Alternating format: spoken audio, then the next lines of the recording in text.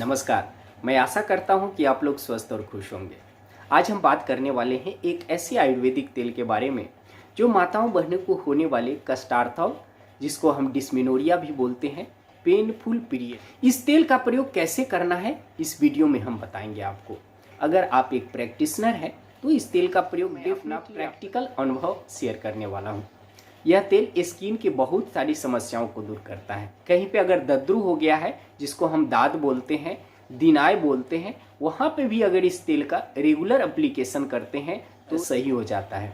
Eczema की बात करें तो गीली एक्जिमा हो या वेटेड हो, मतलब ड्राई हो या सूखा हो, दोनों कंडीशन में इस तेल का अगर रेगुलर एप्लीकेशन करते हैं तो उसमें आपको बहुत रिलीफ मिलता है। खुजली कहीं भी हो रही हो, चाहे वो ड्राई हो वेट हो, दोनों में हम इस तेल का प्रयोग करते हैं। विसर्प हो गया है, जैसे कभी कभी देखते हैं कि छोटे छोटे दाने आ जाते हैं कोई पार्टिकुलर जगह पे और वहाँ खुजली हो रहा है, वहाँ पे अगर तेल का प्रयोग करते हैं तो आपको एक्यूट रिलीफ मिलता है। शीत पित्ती के लिए तो यह आजमाया हुआ है।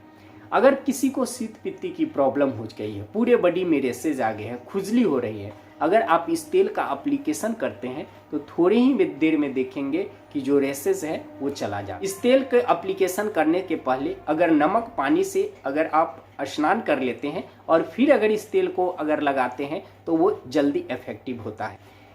कष्टार्थव में कैसे इसका प्रयोग करना है, डिस्मेनोरिया में कैसे प्रयोग करना है, जब पीरियड शुरू होता है उसी समय आपको इसको प्रयोग करना है।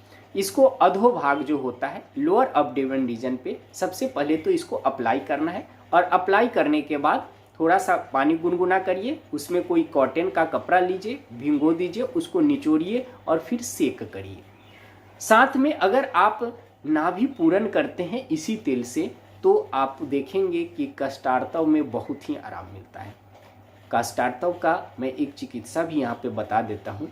जिन माताओं बहनों को कष्टार्थव हो रहा है वो अगर सहचर तेल का अगर बस्ती लेते हैं, हर साइकिल में 3 दिन या 4 दिन का अगर बस्ती लेते हैं तो 3 या 4 साइकिल के बाद कष्टार्थव उनको हमेशा हमेशा के लिए दूर हो जाता है। ये मेरा प्रैक्टिकल अनुभव है। किसी कारण से शरीर में कहीं भी जल जाता है, वहाँ पे जो घाव उत्पन्न हो जाता है, वैसे में भी अगर इस तेल का एप्लीकेशन बार बार करते हैं तो उस घाव का हीलिंग जल्दी होता है।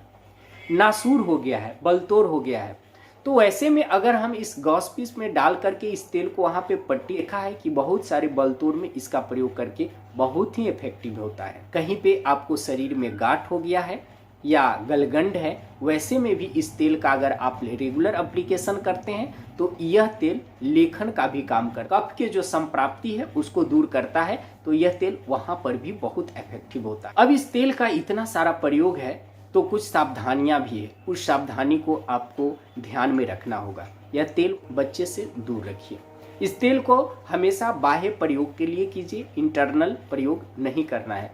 इस तेल का प्रयोग करने के बाद आपको हैंड वॉश करना है साबुन से, तभी आपको आँख वगैरह छूना है, क्योंकि इस तेल के निर्माण में बहुत सारे हर्ब्स के साथ कुछ ऐसे विषैले हर्ब्स भी इंक्लूड किए जाते हैं। जैसे आक का दूध का प्रयोग किया जाता है, कनेर का जड़ का प्रयोग किया जाता है, हरिताल का प्रयोग किया जाता है, मैनसील डाला जाता है, सुनूही का दूध डाला जाता है, वतनाभ डाला जाता है। तो ये ऐसे विषाक्त द्रव्य हैं जो अगर हम इंटेक करते हैं या उसके अगर आँख वगैरह में लग जाता है तो ये आपको नुकसान करेगा। तो ये चीज़ का भी अब ध्यान देना है।